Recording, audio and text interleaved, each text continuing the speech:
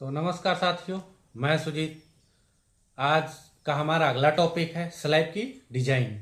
Slab की design क्यों की जाती है और स्लैब की डिजाइन करने के लिए हमें किस फार्मूले की ज़रूरत पड़ती है, किस बिंदुओं की ज़रूरत पड़ती है, कितने टॉपिक की ज़रूरत पड़ती है जिससे हमारा स्लैब का डिजाइन कंप्लीट हो जाए।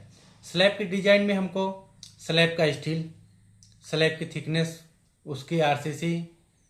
तो आज हम पूरी जानकारी सीखेंगे स्लैब की डिजाइन को लेकर कि स्लैब डिजाइन क्यों किया जाता है। चलिए दोस्तों, हम शुरू करते हैं। जैसा कि हमने बताया था स्लैब की डिजाइन के बारे में। टॉपिक का नाम क्या है? स्लैब की डिजाइन। पहला टॉपिक क्या है? वन वे स्लैब की डिजाइन। वन वे स्लैब की डिजाइन का फार्मूला होता है L Y upon L x.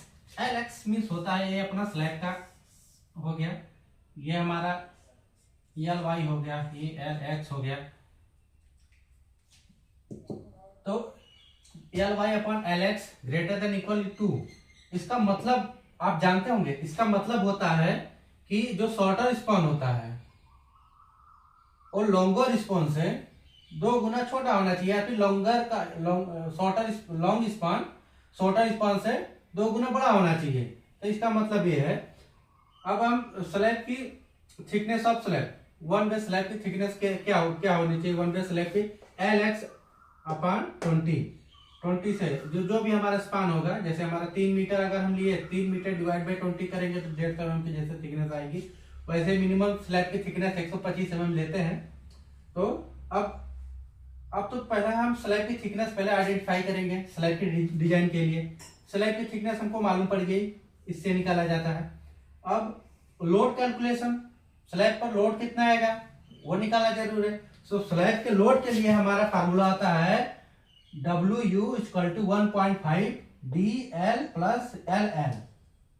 तो दोस्तों इसमें क्या होता है कि ये कांस्टेंट वैल्यू है, और DL का मतलब होता है डेड लोड, और LL का मतलब होता है लाइव लोड। जो स्लैब पर हमको लाइव लोड लगता है, डेड लोड लगते रहता है, उसी को हम काउंट करेंगे। और हम तीसरा टॉपिक क्या है? लोड आ गया, अपना स्लैब का थिकनेस आ गया, लोड आ गया, और बाइंडिंग मोमेंट भी होना चाहिए ना। बाइंडिंग मोमेंट भी होगा MU equal to MU LX square upon 8। ये होता है सिंपली सपोर्टेड बीम के लिए। ये फार्मूला जो होता है सिंपली सपोर्टेड बीम, जैसे हमारे सिंपली सपोर्टेड स्लैब के लिए। तो ये हमारा स्लैब है, और ये इस पर यूडीएल लगा है, यूनिफॉर्म डिस्ट्रीब्यूटेड लोड लगा है।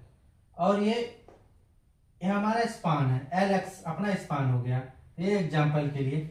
अब हम देखिए, हमारे यहाँ स्लैब की थिकनेस आ गई, और स्लैब का लोड कैलकुलेशन आ गया, बाइंडिंग मोमेंट आ गई। अब क्या हम निकालेंगे? स्लैब का एरिया, स्टील का एरिया स्लैब में कितना है? मेन स्टील का फार्मूला क्या होता है? ASTC अपॉन MU 0.87 FYD कोष्टक में 1 माइनस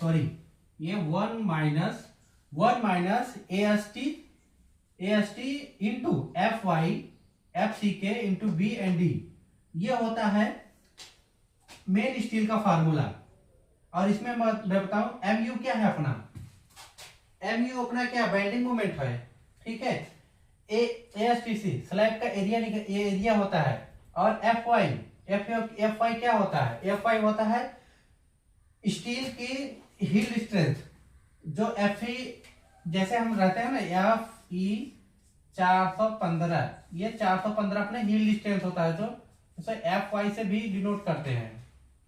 तो ये हमारा FI हो गया, अपना स्टील का हील्ड स्ट्रेंथ हो गया। D डेप्थ हो गई, स्लैब की डेप्थ हो गई, और 1 माइनस AST स्लैब का एरिया, FY अपना डेप्थ। तो FCK क्या होता है? इसका तो FI को बता दिया। FCK क्या होता है? FCK होता है कंक्रीट का ग्रेड। कौन से हम ग्रेड का कंक्रीट इसमें डाल रहे हैं?